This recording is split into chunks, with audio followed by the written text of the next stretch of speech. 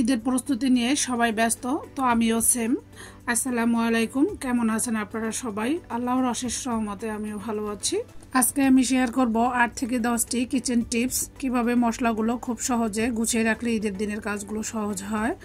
তো প্রথমেই দেখতে পাচ্ছেন এখানে আমি আধা কিলো ধনিয়া গোটা নিয়েছি। এই ধনিয়াগুলো আমি একটি ভিজা তাওয়ালের মধ্যে ঢেলে দিচ্ছি। সবগুলো আমি ঢেলে দিচ্ছি না, অল্প অল্প করে আমি খুব ভালো করে এগুলোকে মুছে নিব। আপনারা চাইলে এই কাজটি পানিতে ধুয়েও করতে পারেন। তো আমার ধনিয়ার গোটার মধ্যে তেমন একটা একদমই ময়লা নেই, তারপর আমি একটু মুছে নিয়েছি। এই তো সবগুলো আমি মুছে নিয়েছি সেম পদ্ধতিতে। এখানে আমি হাফ কিলো জিরা নিয়েছি। জিরাগুলোর মধ্যে অনেকটাই ভালো, তাই আমি জিরাগুলো ধুয়ে নিব। 2-3 বার পানি পাল্টে পাল্টে হাত দিয়ে কষলিয়ে জিরাগুলো ধুয়ে নিয়েছি। দেখতে পাচ্ছেন নিচে অবশিষ্ট পানিগুলো কতটা ঘোলাটে হয়ে গিয়েছে।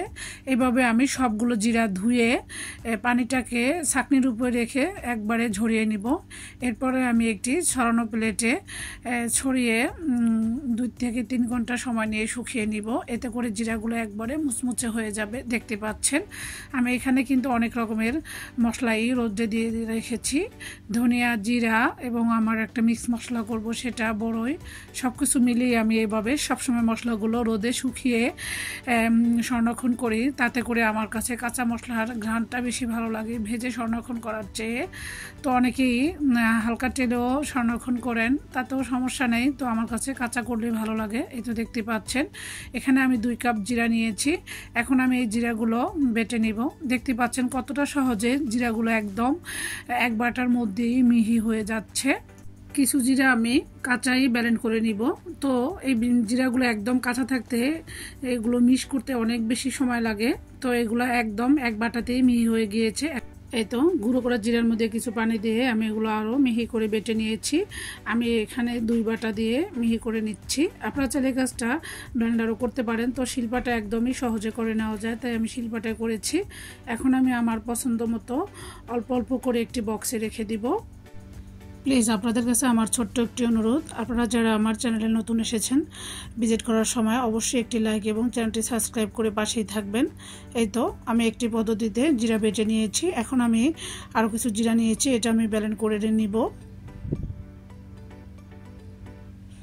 এই তো জিরাগুলো আমি খুব ভালোভাবে ব্লেন্ড করে নিয়েছি। এখন আমি একটি এয়ারটাইট ঝাড়ে ভরে রাখবো। এভাবে ভরে 6 মাস থেকে 1 বছর রেখে খেতে পারবেন। তো আমি সবসময় কাঁচা জিরা তরকারিতে দিতে পছন্দ করি। কষানোর সময় কাঁচা জিরাটা দিলে তরকারির ফ্লেভারটা খুব ভালো আসে। এখন আমি মুখটা খুব ভালোভাবে বন্ধ করে রেখে দিব। এরকম এয়ারটাইট ঝাড়ে রাখলে একদমই ঘ্রাণটা বের হয়ে যায় না, অনেক দিন পর্যন্ত সংরক্ষণ করে রাখা যায়। এখন আমি ওই যে আগে থেকে মুছে রাখা গোটা ধনিয়াগুলো খুব ভালোভাবে শুকিয়ে নিয়েছি। এখন একই ব্লেন্ডারে আমি এগুলো ব্লেন্ড করে নিব। এগুলো আমি অল্প অল্প করে ব্লেন্ড করে নিব, একবারে এগুলো মিক্স হতে চায় না। এভাবে অল্প অল্প করে ব্লেন্ড করে আমি চালনি দিয়ে চেলে নিব এবং অবশিষ্ট যেটা থাকে সেটাও আমি আবারও চেলে নিয়েছি। তো দেখতে পাচ্ছেন আমি এগুলো অল্প অল্প করে ব্লেন্ড করে এবং বাকি যেগুলো ছিল সেগুলো আবারও ব্লেন্ড করে অবশিষ্ট এইটুকু বের হয়েছে, এটা আমি ফেলে দিব। এখন এগুলো আমি একটি বড় কাচের জারে রেখে দিব। এভাবে ধনিয়ার গুঁড়া করে বছর জুড়ে খেতে পারেন। তো কোরবানির ঈদে তো অনেক বেশি রান্নাবান্না থাকে, তো অনেক বেশি মশলা ওর প্রয়োজন হয়। তো আমি একবারই বেশি করে করে নিয়েছি। এই তো আমার 2টি পদ্ধতি দেখানো হয়ে গিয়েছে।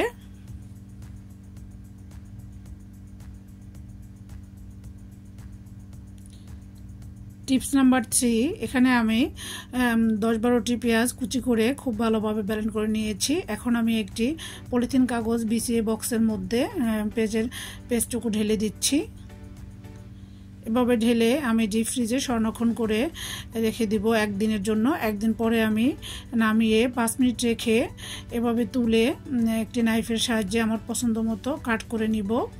আপনারা চাইলে আইস বক্সেও করে নিতে পারেন এবং সেম পদ্ধতিতে আদা রসুনও সংরক্ষণ করে রাখতে পারেন। তো এইভাবে যদি মশলাগুলো আগে গোছানো হয় ঈদের দিন কিন্তু রান্না করতে একদমই ঝামেলা হয় না। এই তো দেখতে পাচ্ছেন একটি প্লাস্টিকের বক্সে ভরে ঢাকনা দিয়ে ঢেকে রেখে দিব। টিপস নাম্বার 4, আদা রসুন আমি ব্লেন্ড করে নিয়েছি। এখানে আমি আদা এবং রসুন, আদার পরিমাণ বেশি এবং রসুনের পরিমাণ একটু কম দিয়ে খুব ভালোভাবে ব্লেন্ড করে নিয়েছি। এটাও একটি বক্সে আমি ঢেলে নিচ্ছি। আমার কাছে মনে হয় আদা রসুন এবং রান্নার সমস্ত মশলাগুলো গুছিয়ে নিলে কাজের অর্ধেক চাপ কমে যায়। তো আমি সবসময়ই মশলাগুলো এইভাবে গুছিয়ে কাজ করতে পছন্দ করি। আমি দৈনন্দিন যে কাজগুলো করি তাও সবসময় মশলাগুলো কাটাকাটি করে গুছিয়ে রান্না করতে পছন্দ করি, সেটাই আপনাদের মাঝে শেয়ার করছি। এই তো এখানে আমি ভাজা জিরা ব্লেন্ড করে নিয়েছি, এগুলো আমি একটি এয়ারটাইট ঝাড়ে ভরে রাখবো।